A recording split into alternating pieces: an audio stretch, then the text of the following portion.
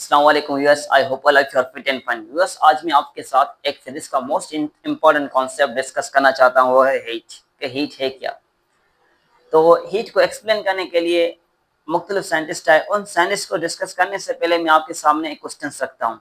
First question is that कि क्या कोई चीज़ ठंडी या गर्म हीट की वजह से होती है, या कोई और चीज़ है जो उस ऑब्जेक्ट को ठंडा या गर्म करती है। एक क्वेश्चन ये है। दूसरा क्वेश्चन ये है कि जब दो बॉडीज के दरमियान में थर्मल इक्विलिब्रियम हो, अगर दो बॉडीज के दरमियान में थर्मल इक्विलिब्रियम हो, तो क्या वहां पर हीट एग्जिस्ट कर सकती है कि नहीं। तीसरा क्वेश्चन ये, क्या हीट मैटर है, इज हीट अ मैटर।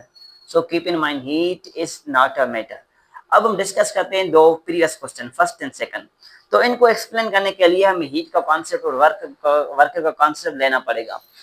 तो हीट को एक्सप्लेन करने के लिए एक साइंटिस्ट की सीरीज है, जिनमें जो पहला साइंटिस्ट था वो था sir Isaac Newton.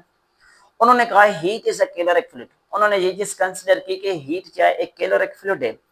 18th century में इसने ये बात की। तो काउंट रमफोर्ड सेम सेंचुरी में आया, उन्होंने कहा भाई heat is not a caloric fluid. उन्होंने उस कैलोरिक थ्योरी को रिजेक्ट कर लिया। उन्होंने कहा, उन्होंने ये चीज कंक्लूड की अपने एक्सपेरिमेंट के थ्रू। काउंट रमफोर्ड ने ये चीज वेरीफाई किया कि heat is related to work. Heat जो है वो वर्क से रिलेट करता है। सेम सेंचुरी में, 18th सेंचुरी में, काउंट रमफोर्ड के साथ एक दूसरा साइंटिस्ट था। उन्होंने कहा heat is not a substance.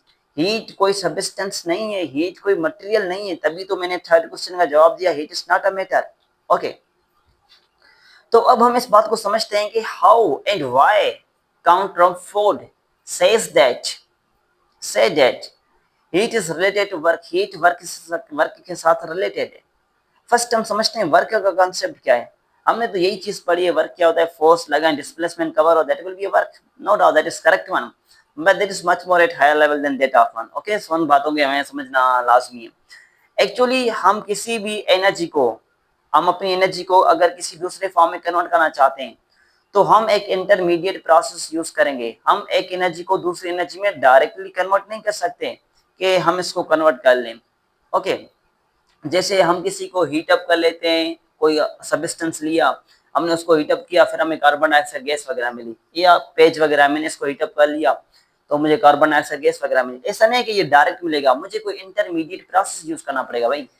अगर कोई ऑब्जेक्ट रेस्ट में, उसको रेस्ट से मोशन में लाने के लिए, या मोशन को रेस्ट से लाने के लिए हम इंटरमीडिएट प्रोसेस यूज करेंगे भाई। तो हम यूज करेंगे वर्क। तो वर्क एक्चुअली एक इंटरमीडिएट प्रोसेस है जो इस्तेमाल किया जाता है एक एनर्जी के फॉर्म को दूसरे फॉर्म में कन्वर्ट करने के लिए। जिस तरह मैं आपको एग्जांपल दूं, जिस तरह हम पेट्रोल देते हैं गाड़ी को पेट्रोल दिया, फिर पेट्रोल पर गाड़ी चली, ठीक है, दैट्स क्लियर। ऐसा नहीं कि आपने पेट्रोल दिया फिर गाड़ी चली, खुद चली गई, नहीं है। वहां पर हम इंजन यूज करते हैं। मतलब क्या होता है, इस एनर्जी को, इस केमिकल एनर्जी को, इस पेट्रोल एनर्जी को मैकेनिकल एनर्जी में लाने के लिए we will use a intermediate process that can be carried out by its engine. वो प्रोसेस कैरी ऑन कर सकते हैं बाय इट्स इंजन। वो इंजन काम करेगी। मतलब जो वर्क है, वर्क का कॉन्सेप्ट क्या बताया कि वर्क की है जिसके थ्रू हम एनर्जी के एक फॉर्म को दूसरे फॉर्म में कन्वर्ट कर सकते हैं। पेट्रोल एनर्जी कन्वर्ट होगी मैकेनिकल एनर्जी में, ऑब्जेक्ट मूव करेगा, गाड़ी मूव करेगी। ओके, तो जैसे मैंने आपको बताया कि work is intermediate process for the conversion of energies. In same way Count Rumford said that heat is related to work. Heat work के साथ रिलेटेड है। तो सेम वे से उन्होंने ये चीज बताई कि heat is not stored inside the body. Heat can not be stored inside the body. Heat किसी भी ऑब्जेक्ट के अंदर स्टोर नहीं हो सकती। हीट किसी भी ऑब्जेक्ट के अंदर स्टोर नहीं हो सकती। सपोज करें यहाँ पर तो कोई ऑब्जेक्ट भी करीब नहीं है, चलो मैं आपको एग्जांपल देता हूँ। एक हमारे पास ऑब्जेक्ट है, इसका टेम्परेचर है 100 डिग्री सेल्सियस। एक ये ऑब्जेक्ट है, इसका टेम्परेचर है 50 डिग्री सेल्सियस। ये 100 डिग्री सेल्सियस और ये 50 degree Celsius. In which object is maximum heat. 100 degree Celsius में हीट ज्यादा होगी या 50 में। आपको लगता है कि 100 डिग्री में, but keep in mind it is not characteristic property of object. ये किसी ऑब्जेक्ट की प्रॉपर्टी नहीं है कि 100 डिग्री सेल्सियस इसका टेम्परेचर तो इसमें हीट ज्यादा होगी, नहीं, ये ऐसा बिल्कुल भी नहीं है। हीट क्या है, अब होगा क्या, यहाँ से इसका जो फ्लो होगा डिफरेंस ऑफ टेम्परेचर के वजह से, इस एनर्जी का जो फ्लो होगा यहाँ डिफरेंस ऑफ टेम्परेचर की वजह से, इस बात 100 डिग्री सेल्सियस है, 100 से जाएगी 50 की तरफ। तो 50 की तरफ जब ये जा रही है, बीच वाला प्रोसेस है जो इंटरमीडिएट प्रोसेस है, जिसकी वजह से इधर से इधर इसकी एनर्जी ट्रांसफर हो रही है, ये हीट है, that is heat. So that's why I say heat can not be stored inside the body. तभी तो मैंने कहा कि हीट कभी भी किसी ऑब्जेक्ट के अंदर स्टोर नहीं हो सकती। So now that is question which I mention at firstly, मैंने वो फर्स्टली आपको वो क्वेश्चन मेंशन किया। वो क्वेश्चन क्या है, जैसे मैंने आपको बताया, 1 मिनट, जैसे मैंने आपको बताया क्या कोई चीज ठंडी या गर्म हीट की वजह से होती है? हीट की वजह से नहीं होती। कोई भी चीज ठंडी हो या गर्म हो, हीट की वजह से नहीं हो सकती। तो यहाँ पर क्वेश्चन अराइज हुआ, यहाँ पर क्वेश्चन अराइज हुआ कि कोई चीज ठंडी या गर्म हीट की वजह से नहीं होती। तो इस क्वेश्चन का जवाब दिया फर्स्ट लॉ ऑफ थर्मोडायनामिक्स ने। फर्स्ट लॉ ऑफ थर्मोडायनामिक्स ने कहा कि कोई भी चीज ठंडी या गर्म हीट की वजह से नहीं होती, वो होती है उसकी इंटरनल एनर्जी की वजह से। हर एक ऑब्जेक्ट में, कोई भी ऑब्जेक्ट हो, उसमें एक अपनी स्टोर्ड एनर्जी होती है, जिसको हम कहते हैं इंटरनल एनर्जी। क्या कौन सी एनर्जी होती है उसके ऑब्जेक्ट के अंदर? हर ऑब्जेक्ट के अंदर एक स्टोर्ड एनर्जी होती है, ठीक है। वो कोई चीज ठंडी हो या कोई चीज गर्म हो, वो स्टोर्ड एनर्जी की वजह से होती है। जो स्टोर्ड एनर्जी होती है वो काइनेटिक एनर्जी होती है, प्लस में पोटेंशियल एनर्जी होती है। जो पोटेंशियल एनर्जी होती है वो मॉलिक्यूलर इंटरेक्शन की वजह से होती है, मॉलिक्यूलर अट्रैक्शन की वजह से होती है। और जो काइनेटिक एनर्जी होती है उनके दरमियान में जो रैंडम वगैरह मोशन है उनकी वजह से होती है, ठीक है। तो मतलब ये हुआ, आज ये चीज माइंड में रख ले, ये चीज ज़हन में रख लें कि कोई भी चीज ठंडी हो या कोई भी चीज गर्म हो, that is not because of heat, ये हीट की वजह से नहीं है, that is just because of its internal energy, वो उसकी इंटरनल एनर्जी की वजह से। अगर ठंडी है तो हम कहेंगे इसकी इंटरनल एनर्जी कम है, अगर कोई चीज गर्म है तो हम कहेंगे उसकी इंटरनल एनर्जी ज्यादा है। तो जैसे मैंने बताया आपको कि वर्क इंटरमीडिएट प्रोसेस है, जिस तरह अगर ये ऑब्जेक्ट रेस्ट में, इसको मोशन में लाने के लिए हम क्या करेंगे? वर्क करेंगे। तो क्या होगा? इसकी एनर्जी कन्वर्ट होगी काइनेटिक एनर्जी में, कन्वर्ट होगी, पोटेंशियल एनर्जी कन्वर्ट होगी किस में? काइनेटिक एनर्जी में कन्वर्ट।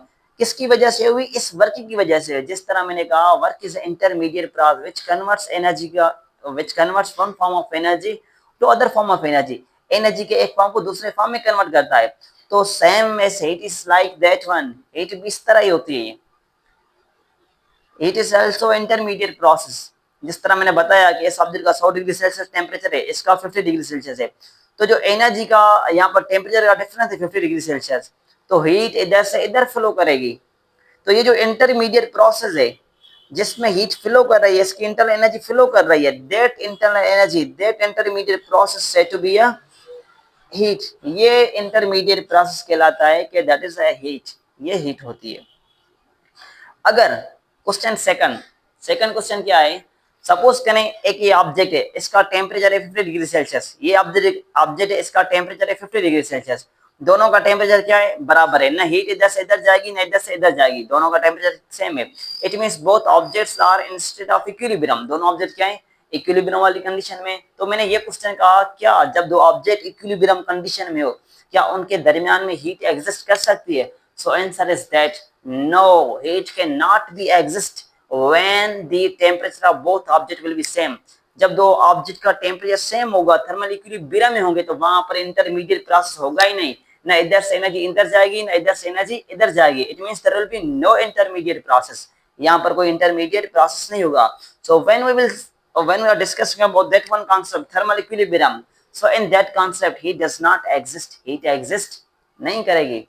तो बात समझ में आ गई? तो दो पॉइंट मोस्ट इंपॉर्टेंट थी कि कोई चीज ठंडी या गर्म हीट की वजह से नहीं होती, that is because of its internal energy, वो उसकी इंटरनल एनर्जी की वजह से ठंडी या गर्म होती है। ओके, और दूसरा क्वेश्चन ये रखा मैंने कि अगर दो बॉडीज के दरमियान में थर्मल इक्विलिब्रियम है, इस ऑब्जेक्ट का टेम्परेचर 50 डिग्री सेल्सियस, इसका 50 डिग्री सेल्सियस, तो इधर से हीट ना इधर जाएगी ना इधर से हीट इधर जाएगी। It means there will be no intermediate process. अगर इंटरमीडिएट प्रोसेस नहीं होगा, it means there is no heat, heat can not be exist when there is a thermal equilibrium. तो ये था हमारा हीट और वर्क के हिसाब से थोड़ा सा कॉन्सेप्ट। तो एक्चुअली ये वर्क होता है, ठीक है, ये हीट होती है। अगर इनसे रिलेटेड आपके साथ आपके दिन में कोई क्वेश्चन है, कोई सवाल है, you can ask me, you can share me. inshallah as soon as possible I will respond to you, I will discuss with you. Okay viewer, see you next. Thank you.